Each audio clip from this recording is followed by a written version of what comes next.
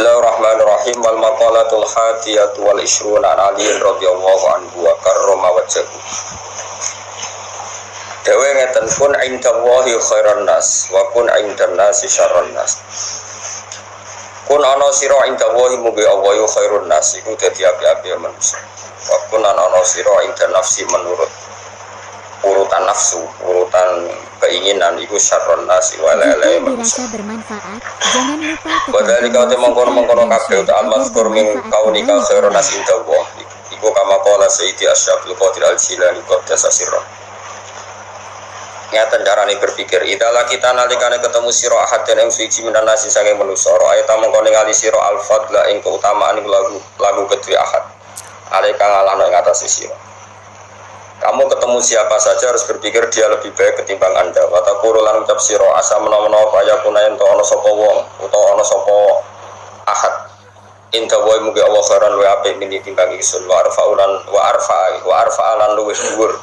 Asa ya kuna ing tawa khairan wa arfa lan luwih dhuwur apane darajatan derajat. Fa ing kana mongko lamun ana sapa ahad sagiran cacilek. Maknane ahad sing laki tahu ahad yang kamu ketemu. Misalnya kita ketemu cacilek kultang ucap sira hadza utaiki kulam ya asyira tau durakani sapa hadza Allah ing Allah. Kowe cacilek wa ana utaing sota asa itu teman-teman wis maksiat sapa ingsun. Fala syaka mongko wajib apa anaku sak temene sobi ku khairon wa apik mini dibanding ingsun. Utawa fala syaka mongko ora ana keraguan iku mujud anaku sak temene sobi khairon wa apik mini dibanding ingsun. Wa ing kana lamun ana sapa ahad dan silaki tahu kabiran kutuwa kultam mongko ngucap sira ngene. Hadza utawi iki ukut abada teman-teman nyembah sapa hadza Allah ing Allah qabli sedurunge ingsun. Nah, ketemu cacilek ora tau maksiat, ketemu wong tuwa anggap ae ibadah luwih akeh. Wa ing kana lamun ana sapa ahad iku aliman iku alim, kulta mongko ngucap sira. Hadza utawi iki kok den paringi sapa hadza. Ma ing perkara lam ablu kang ora tumeka ingsun. Wa nalalan merkule sapa hadza ma ing perkara lam anal kang ora merkule sapa ingsun. Wa alimalan ngerti sapa hadza ma ing perkara jahil tu kang dudu sapa ingsun. Bahwa tihada iku amalu nglakoni sapa hadza ilmi iklan ilmine hadza.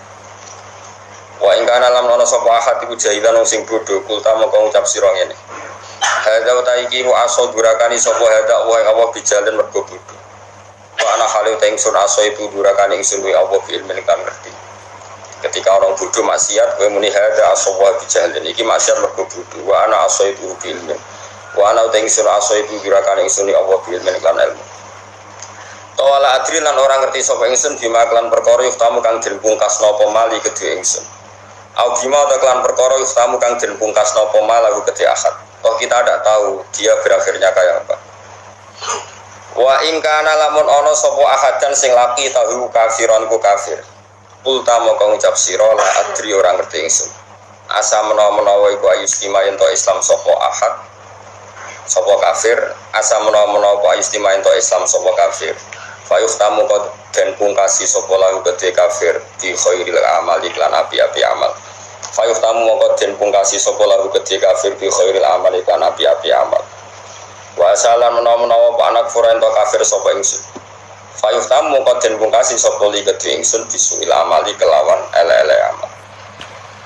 Terus ini cara melawan takabur, cara melawan takabur seperti tadi yang mulai disebut wasabul qadir jalan. Ini kita kitab Bunyah terus di bab di Ihya diulang lagi bab seperti ini hampir semuanya sama ya. Nopo cara ngendikan ulama semuanya seperti ini. Makanya kemungkinan kiai alim jadi garis lurus itu kecil. Tapi buatan masalah garis lurus tengah nur buatan mesti buatan kenal ya, buatan kenal dan saya juga nggak pernah berpolemik. Artinya bergaris lurus begini. Saya ini baca hadis banyak dan dari baca banyak itu ada hal-hal yang memang kita harus ngambil sikap, termasuk sikap tidak ngambil sikap. Saya ulang lagi, sikap tidak ngambil sikap. Misalnya berteman orang fasik itu ya macam-macam. Kita sebagai fakih ya, sebagai orang yang mengkaji fikih itu memang fasik itu dibeda-bedakan ya. Ada fasik yang dia ada sholat subuh, ada sholat zuhur, terus dia mungkin sering zina dengan nunte, dengan macam-macam nunte lah contohnya yang nggak punya suami.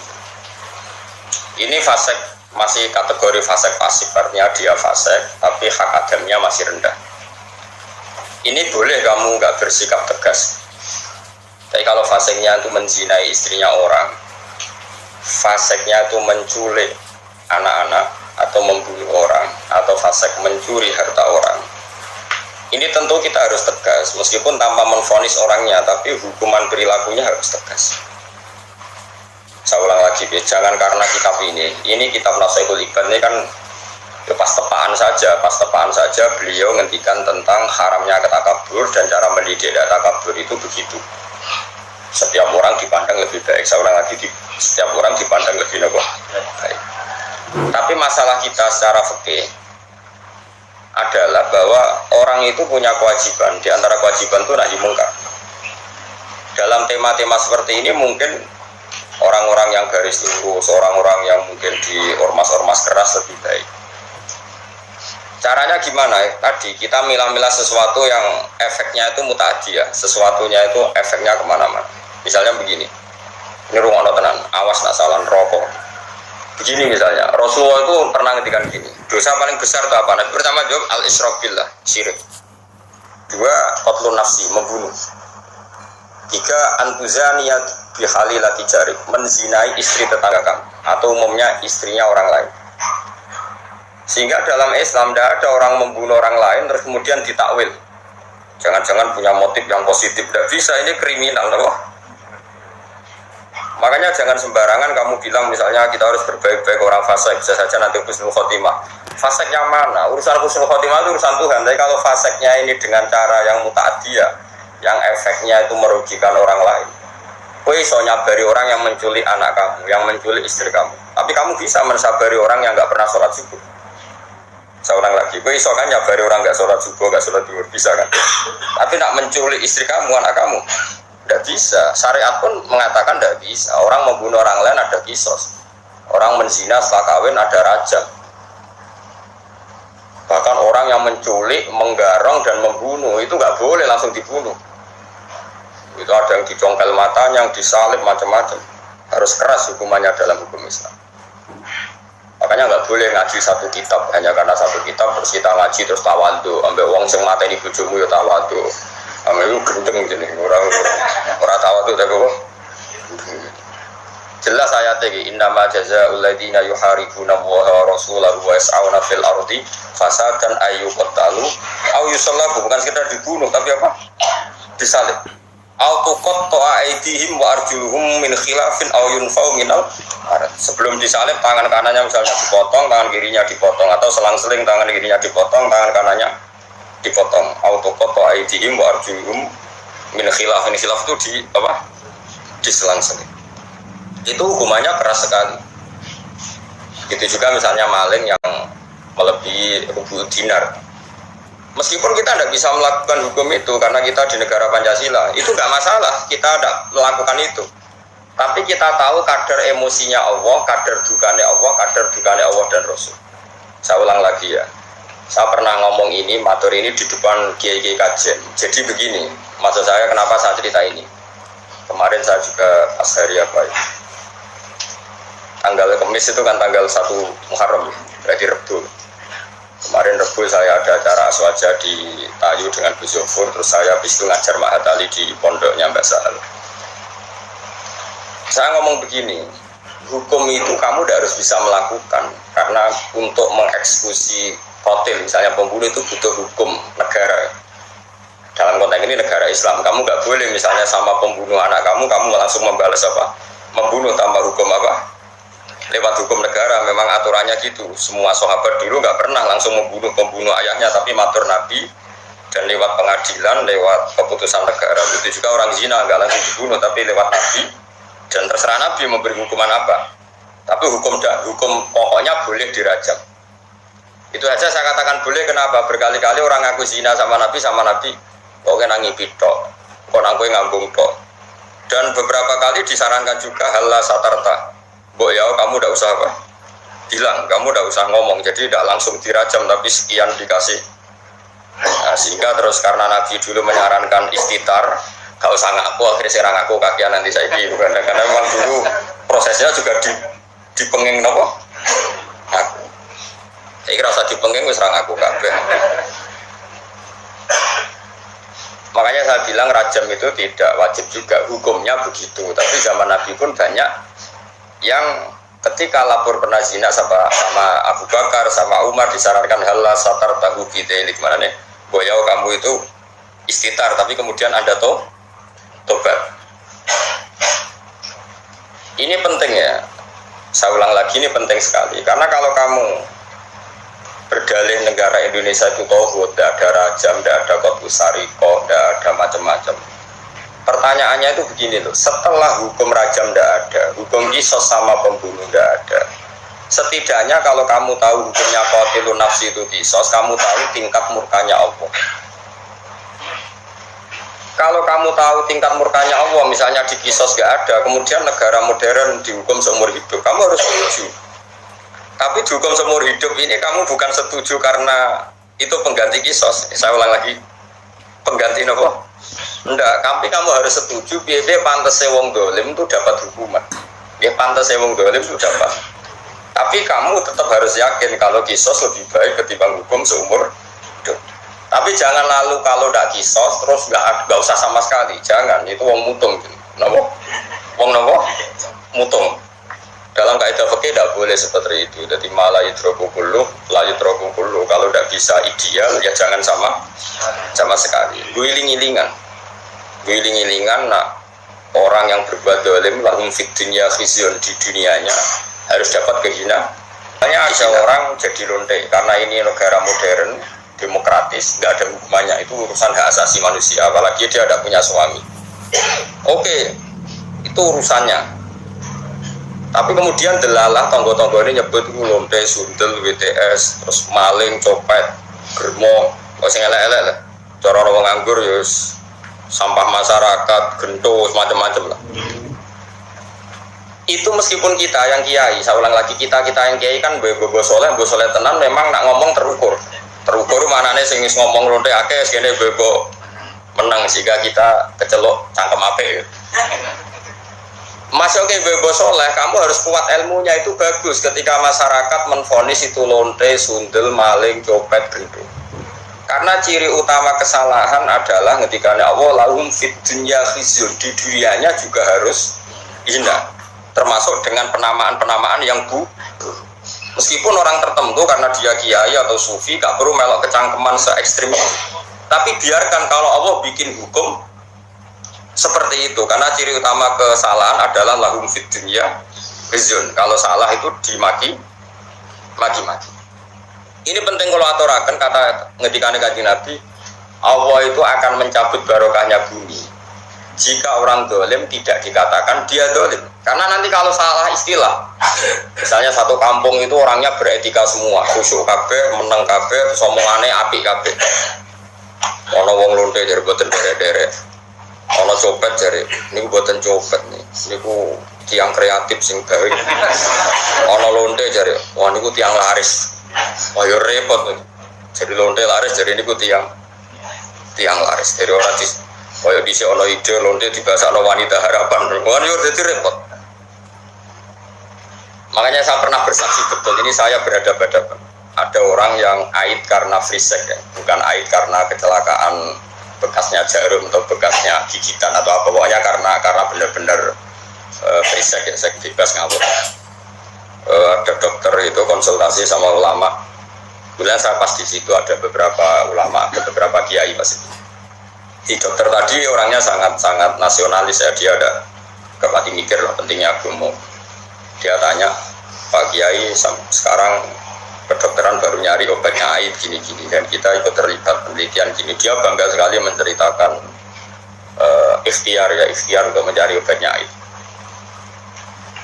Kiai ini terkenal ramah sekali, terkenal sopan, terkenal gak pernah ngedikan keras.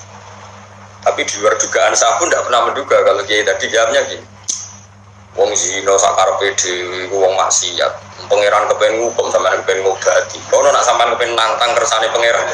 Oh nangis dokternya. Dia gak ngira kalau kiainya jawabnya seperti itu.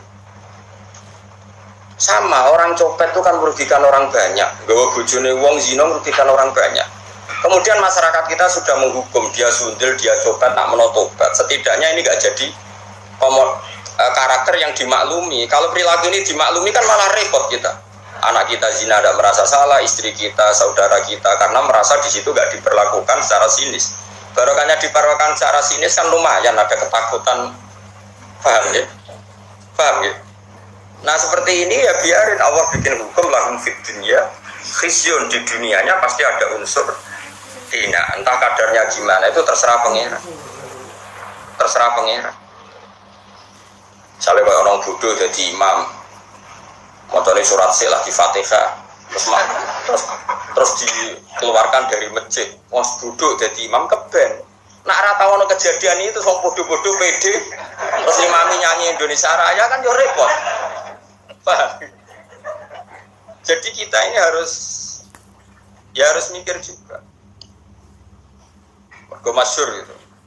Ana wong saking bodhone iku mau belajar fikih, kok fikih kabeh ana khilaf. Bareng dene mondok Mekah, nek Mekah mau dolanan tok. Tiap takoki masail fikih disebut fihi kaulani. Ini ada dua pendapat. Wong pertama ngirane alim kabeh. Wong kok kabeh roh iku ana khilaf. Terus harus sing mangkal takoki. Bah, hukumnya demenan fihi kaulani berarti Arab. Karena demenan kok fihi. Kaulani demenan dan roh ngawur. Demenan itu hukumi fihi kaulan. Kok dene iku mau latihan ibu-ibu alim, ora alim tapi ibu-ibu. Paham ge? Rasani itu hukumnya haram. Tapi Allah ila yaumil kiamah ape gawe wong ngrasani itu banyak. Mergo nek gak ono ngrasani iku wong maksiat ku yo penak, ora ono pengadilan sosial. Ora ono pengadilan apa? Sosial. Tapi nek ono sing ngrasani kan ini jadi kontrol. Dia jadi apa? Nggih, misalnya no hamil di luar nikah. Oh, ini produk gagal. Oh, kenapa rabi ke susu? Lah kena kan akhirnya satu keluarga malu, terus mereka yang belum kena di komitmen jangan kena supaya tidak malu di depan masyarakat. Ini barokah sekali pengadilan-pengadilan seperti ini. Nah, untuk yang kiai, yang imam masjid, sing kecelok khusyuk, tokoh masyarakat, mereka juga gelar tokoh rujukan. Ya kudu ibu cangkem apik. Sing ibu tapi kejo tenanan. Kamu harus terbebas korupsi, nak ono KPK, urip ya copet, nanto, elek. Ini trik jadi kiai alim bang. Gue yo kayak ibu-ibu, nama ibu-ibu kayak pulau, pokoknya seperti, pokoknya kayak pulau nanti butuh anut. Lalu macam ngoten, lo ini termasuk matur tengah aswaja tentayu matur ngoten. Rasulullah itu unik, figur yang unik. Misalnya begini, Mustafa kok mati ngombe. Mustafa era pantas ya. Apa? Zaid gak pantas. Zaid itu sang soleh ya akan berdoa. Pokoknya orang wong mati bergoplosan. Nah, saya mati ini bergoplosan. Belum nanti ngalami. Mati bergombi oplosan. Kadang-kadang nunggu ya soleh, kadang baik soleh malah majelis taklim. Butuhnya kurang ajar, ngombe oplosan mati. Mati tenang. Mati ra urip dulu. Walhasil rame, piye jelas mati ini kok oplosan. Wong seksine ada dan komunitas grupnya ada, ono sing setengah mati, ono sing mati tenang. Ya terus kemudian ada yang tanya saya, Gus, kampung saya ngalami seperti itu, saya ini kiainya di situ, sebaiknya saya nyolati apa enggak? Kata kok itu termasuk kitab tak ada di situ, paling top Gus. Soalnya kata orang-orang saya ini kiai induknya. Segini ya, sapat-sapat dono atau ngomong petani biasa itu konsolat, itu 5 tak 6 gue syarat. Sing gue rasul. Ya sing gue rasul. Kayak kitab, loh. Begini logikanya begini. Ini rumah tenan. Awas nak salah rokok. Janazatu muslim. Ini saya ngomong di depan para kiai. Ini penting saya aturkan, bukan karena saya sombong. Ciri khas kebenaran fikih adalah diomongkan di depan banyak, kemudian dikontrol ahlul ilm. Kalau ahli ilm nanti tawatur setuju, ini biar jadi hukum konsensus. Kalau enggak, biar dibatalkan. Bahwa Gus Pak kemarin sesat menyesatkan, biar dibatalkan oleh kiai-kiai. Paham ya? Makanya statementnya orang alim harus di depan para orang alim. Enggak boleh hanya diomongkan santrinya saja. Nanti kalau salah, kan santrinya enggak berani. Makanya saya itu malah pede, kalau saya malah kebalikan. Saya tuh kalau matur di depan kiai kajian, misalnya ada acara muda nih kiai kajian rawuh semua, saya malah di pikiran saya nak salah ono sing kontrol. Aku ra pede malah mulang di sini. Mergo salah yo ora konangan, bener yo. Ora entuk penghargaan dadi dianggap. Jadi biasa ya. Ya tapi kan ibadah ya, mulang itu ibadah. Begini logikanya. Ini kalau matur bolak-balik, saya ngaji di mana-mana matur ini. Komunitas gendo atau orang fasik atau pemabuk itu kalau kita tidak datang, kita maknanya orang soleh atau orang yang sedang soleh pokoknya apel. Mereka kan nanti takutnya punya kefiah baru. Nah, koncone minum mati nggak digolekno whisky ya, kowe dhisik tuku kelarem tuku Petrus, apa Petrus saiki kenangan dia mati tak ubeni whisky. Engko pas mati agak digelundungno. Dengan orang-orang soleh tetap datang, setidaknya kefiah Islamiyah ini terjaga. Ya didusi, dikafani, disolat. Si ini janazah itu muslim, janazahnya orang Islam. Ini saya ngomong di depan para kiai, sehingga tradisi Islam terjaga. Terus gue gelol lah sampai sing mayit. Tapi piye-piye kita itu khawatir ada tradisi tandingan, yaitu kalau kita tidak datang kemudian dikelola ala orang fasik, dikopi sampai arak atau gelundungno. Begini cekinan, remi, repot. Wes cara kula, wes sak tahlil bid'ah lah, ki gremeng tahlil lah. Anggap ae ini penolak ceki, wes. Wes ki gremeng lah, wes gak ono hadis sunah Rasulullah. Wong zaman Nabi ben tahlili sapa, Nabi jelas warga kok tahlil dengan nyawa. Karo jere zaman iki ora ono model ngutang sapa. Tapi kira usah yakin nak tahlil itu ono tuntunan, kayak gak hadis sokai gawe-gawe tahlil kok ono hadisnya sokai. Biasa orang itu apa? Awal takut itu yang, terus anda ini orang alim, cinta kok ngejar untuk sunnah Rasul. Kenapa datang di acara tahlil padahal tidak ada hadisnya? Podo tangkem melek kau gue ono hadisnya, podo ono hadisnya geger. Gak ada nanti ngajari tangkem melek. Berarti sama-sama. Sama-sama ra jelas sebenarnya. Serawanin Rasulullah. Nah ini saya ulang lagi, ini ruang tenan ya. Orang yang jelas mati oplosan, pernah juga ada yang tanya orang yang mati bunuh diri. Itu saya pernah ya ada sekitar 22 kiloan lah dari kampung saya itu di kampung di atas gunung. Ada orang jadi orang tuh soleh, wong ya soleh terkenal soleh ya. Justru karena soleh terlalu soleh puber, tapi soleh puber. Bujurnya ayu juga wong itu mati malah bunuh diri. Iya, silangan bujo, silangan awal. Nah, itu kiai temannya itu tanya kasusnya itu nggak ada yang berani nyolati karena mati bunuh diri itu kan hukumannya berat. Ya kayak mati oplosan, mati bunuh diri, mati firor anisyafi, lari dari perang. Atau mati pas di tempat maksiat, tempat mesum, macam-macam. Ini caranya gini, cara berpikir kita. Kalau kita tidak datang, kita ini siapa saja, ada harus orang banyak. Nanti mereka melahirkan kefiah baru. Ya saya ulang lagi, melahirkan itu satu. Dan ini tidak baik bagi Islam, karena nanti setelah ada kefiah baru, kita ini malah kesulitan menghilangkan. Paham ya? Kesulitan enggak? Karena nanti kalau ada orang fasik mati, yang masjid menunggu. Grupnya mereka sudah bikin kefiah belum? Ternyata mereka datang lebih awal terus dikefiahkan ala mereka, nggak ada sholat, nggak ada kafan, terus langsung kita kerepotan kan? Mendingan kita datang. Dan alhamdulillah tadi saya contohkan rata-rata mbahnya itu ya orang soleh atau keluarganya atau RT-nya. Sehingga karena mereka soleh ini kayak sepakat masih fasik lah diperlakukan sebagai janazah muslim. Kadang baik nangis-nangis ning kiai putu kula Gus, putu kula yai jenengan dongakno di sepuro yen kelakuane pun ngoten macam-macam. Nah, dalam tradisi Rasulullah dulu ketika Abdul bin Ubay mati karena anaknya santri, nyatanya Rasulullah datang karena menghormati keluarga. Ada roh nak kelakuane Abdul bin Ubay itu kayak seperti itu. Anggap saja kamu menghormati keluarga.